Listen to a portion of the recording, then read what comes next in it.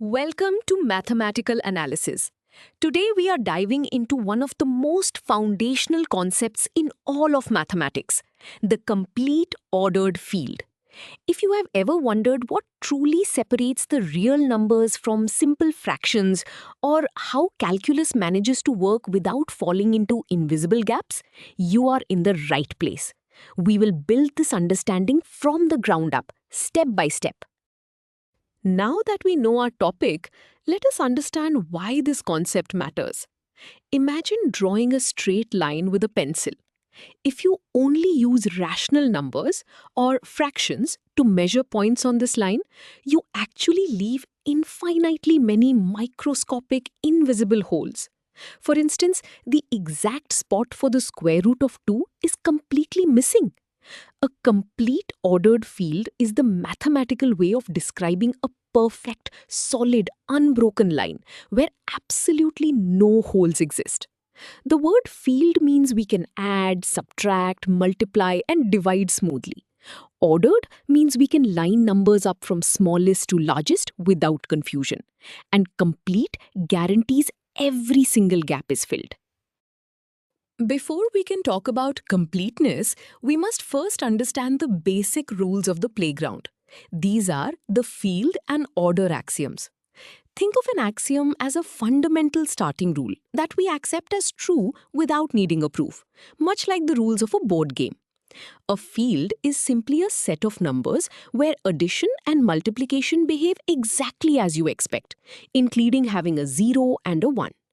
When we say this field is ordered, we mean that for any two numbers, you can always tell if one is strictly less than, strictly greater than, or exactly equal to the other. This is called the law of trichotomy. With our basic rules established, we can now address the missing holes. The rational numbers form an ordered field, but they fail to be complete because of those gaps. To fix this, we introduce the completeness axiom, the defining feature of the real numbers. It states that every non-empty subset of real numbers that is bounded above must have a supremum. To be bounded above simply means there is some ceiling or maximum limit that none of the numbers in the set can punch through. The supremum is the absolute lowest possible ceiling you can place over the set, formally known as the least upper bound. Let us look at the mathematical form of this concept. The formula states that the supremum of set S belongs to the real numbers. Conceptually, this means if a group of numbers cannot grow forever, there must be an exact, precise boundary line that stops them, and that boundary must be a real number itself.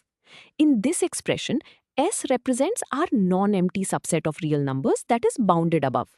The notation sup stands for the supremum or least upper bound. The symbol means belongs to and R represents the set of all real numbers. If S were just rational numbers, the supremum might fall into a gap, but the real numbers catch everything. Just as we have a rule for the ceiling, we also have a perfectly mirrored rule for the floor. This is known as the explicit infimum axiom, or the greatest lower bound property. It states that every non-empty subset of real numbers that is bounded below must have an infimum that exists within the real numbers. To be bounded below means there is a solid floor that none of the numbers in the set can drop beneath. The infimum is the highest possible floor you can build right under the set. Think of dropping a bouncy ball. The floor it hits is a lower bound, but the exact microscopic point of contact is the infimum. Now let us see the mathematical expression for the floor. This formula guarantees that if a set of real numbers cannot drop infinitely downward, there is a precise, exact real number that acts as its ultimate floor. Here, S is a non-empty subset of real numbers that is bounded below. The notation inf stands for the infimum, which is the greatest lower bound of the set. The symbol again means belongs to, and R is the set of real numbers. This property is actually a direct consequence of the supremum property, but stating it explicitly helps us analyze sets that shrink downward toward a limit without falling into bottomless pits. Before we find actual bounds, let us see what happens when the completeness guarantee is removed. Consider the set of all even natural numbers, represented by E. We want to find out if this set has a supremum in the real numbers.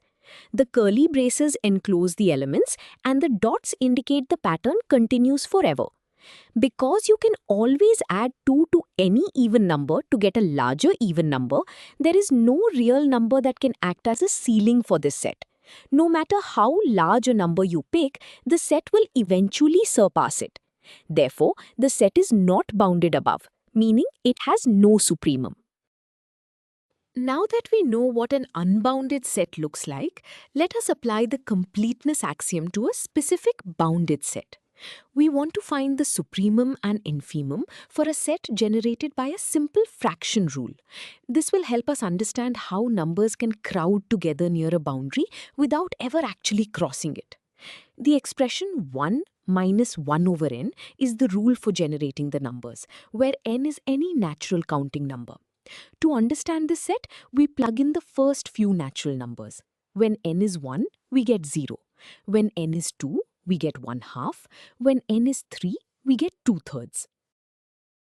Continuing with our set, we can see the fractions getting smaller, meaning the overall numbers grow larger and closer to 1. This inequality shows the boundaries of our set. The lowest possible value happens when n is 1, giving us exactly 0.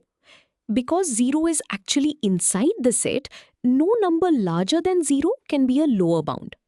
On the upper end, subtracting a positive fraction from 1 guarantees the result is always strictly less than 1. As n approaches infinity, the values get infinitely close to 1. Therefore, 0 is the greatest lower bound and 1 is the absolute lowest ceiling. The infimum is 0 and the supremum is 1. Let us look at exactly what we just calculated on a number line. You are seeing the elements of our set plotted as solid dots. Notice the very first dot on the left is at 0. This is our infimum, the solid floor of the set. As we move to the right, the dots represent 1/2, 2/3, 3/4, and so on. See how they start crowding closer and closer together? They are approaching the dashed vertical line at 1. This dashed line is our supremum. The diagram beautifully shows that while the dots will continue forever, they will never cross that dashed line at 1. Having visualized how bounds work, we now turn to a beautiful and highly practical consequence of the completeness axiom, the Archimedean property. This property states that for any real number, no matter how incredibly huge it is, you can always find a natural number that is strictly greater than it. In everyday terms, this means there are no infinitely large real numbers that sit beyond the reach of ordinary counting. If you take steps of size 1, you will eventually walk past any real number, no matter how far away it is placed. This crucial tool prevents the real number line from having weird, unreachable sections. Let us translate this concept into its mathematical formula. Conceptually, this formula is the engine that guarantees we can always count past any barrier. Let us break down the symbols. The upside down A means for all, so we start with any real number x. The backwards E means there exists, referring to a natural counting number n. The colon translates to such that. Altogether, it reads, for any real number x, there exists a natural number n such that n is strictly greater than x. If x increases to 1 billion, n can simply be 1,000,000,001. Now that we have this formula, let us see how it is used in practice. The Archimedean property is the secret engine that makes limits work in calculus. A very common task is proving that as a number grows infinitely large, its reciprocal shrinks to 0. We are given a Greek letter, epsilon, which represents a strictly positive real number, usually a very tiny margin of error. Because epsilon is a positive real number, its reciprocal, 1 divided by epsilon, is also a positive real number. If epsilon is 1 millionth, the reciprocal is 1 million. We can now apply the Archimedean property to this large real number. Continuing our example, the Archimedean property guarantees there exists a natural number n that is strictly greater than our real number 1 over epsilon. Because both n and epsilon are positive, we can use basic algebra to rearrange this inequality without flipping the sign. By multiplying both sides by epsilon and dividing both sides by n, we arrive at a final result. It states that the fraction 1 over n is strictly less than our tiny margin of error epsilon. Physically, this proves that the sequence of fractions gets arbitrarily close to zero, allowing us to rigorously prove limits in calculus. We have seen how useful the Archimedean property is, but how do we know it is actually true? We will prove it using the completeness axiom and a proof by contradiction. This chunk of the proof sets up our logical trap. We start by assuming the exact opposite of what we want to prove.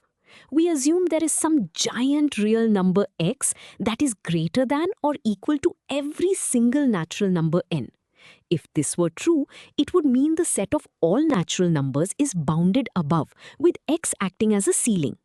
Because it is bounded above, the completeness axiom guarantees it must have a least upper bound, which we will call u. Moving to the next step of our proof, we look closely at our supremum u. The variable u represents the absolute lowest ceiling for the natural numbers. Because it is the lowest possible ceiling, any number slightly smaller than u cannot be a ceiling. So, we subtract 1 from u. Because u minus 1 is strictly less than u, it is too low to be an upper bound. This means there must be at least one natural number, let us call it m, that punches through this lowered ceiling.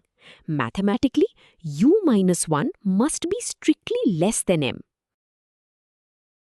In this final chunk of the proof, we take our inequality, u minus 1 is less than m, and use basic algebra to add 1 to both sides. This gives us u is strictly less than m plus 1.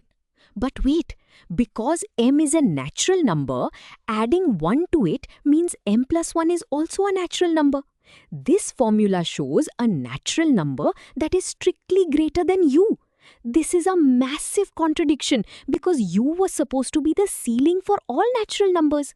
Since our assumption led to an impossible situation, our original assumption must be wrong. Therefore, the natural numbers are not bounded above, proving the Archimedean property is true. We have covered a lot of ground today, so let us reinforce the 3 most important ideas. First, a complete ordered field is the bedrock of mathematical analysis, combining reliable arithmetic with a gap-free guarantee for the real number line. Second, the supremum and infimum axioms ensure that whenever a set is bounded, it has a precise, exact boundary, preventing our logic from falling into invisible holes. Finally, the Archimedean property guarantees that no numbers are infinitely large or infinitely small, which is the secret engine behind limits in calculus. You now have a rigorous foundation for understanding infinity and continuity. Great job!